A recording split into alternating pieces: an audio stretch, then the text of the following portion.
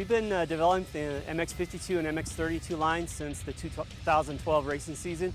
It normally takes 1.5 to 2 years to develop the tires before we have them ready to release to the public as a production tire.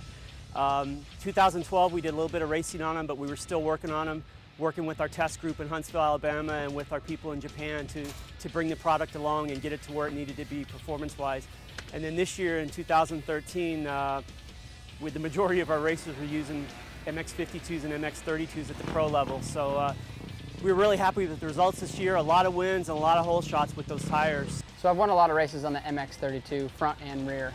I particularly like these tires just because they're pretty versatile tires, and especially with the power that the 450s have these days, you have to have something that's going to last through either a 20-lap main event or 30+2 moto outdoors. The MX32 rear ends up holding up a lot better than some of the other tires that we've actually raced with that have also been very good.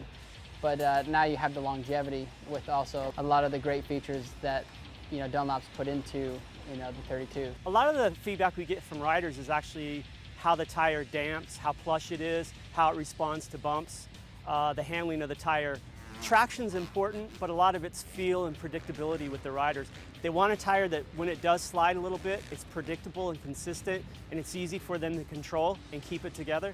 They want a tire that's plush and absorbs the impacts really well, doesn't bounce around a lot, or doesn't give a lot of feedback through the handlebars, lets them ride easier and looser on the bike. So a lot of these guys give us a lot of good feedback on how the tires are handling under obviously some very high stress and high speeds, and lets us know how it's going to work at the extreme.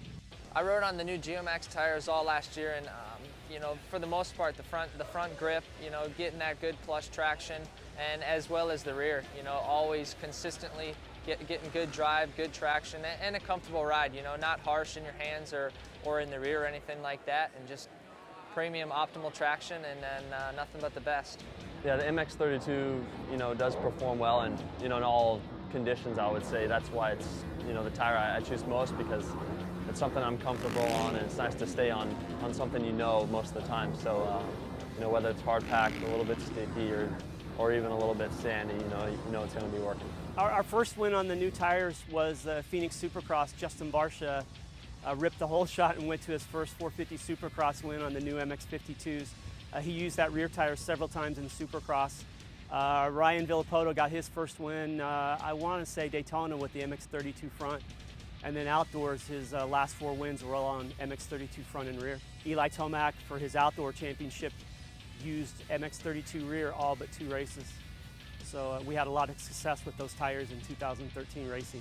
Yeah, the tires, definitely the consistency for us. 20 laps, the track actually changes a lot in Supercross, and it goes from kind of being a little softer, and then towards the end of the race it gets harder. And the tire, it holds really well, like throughout the whole race. It doesn't really change. It kind of grips to any dirt. So that's definitely key for a tire that I like. Last year I ran the Geomax 32 and 52 all year round, and those tires were amazing. They hooked up in places that you would never imagine they did, and to me, on practice tracks, I'd go for a long time with not having to change a tire. So I feel like it's really hard to beat those tires.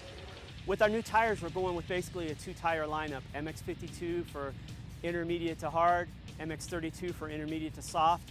And so we had to make them work in a wide range of conditions. And to do that, it took a lot of improvement in carcass technology.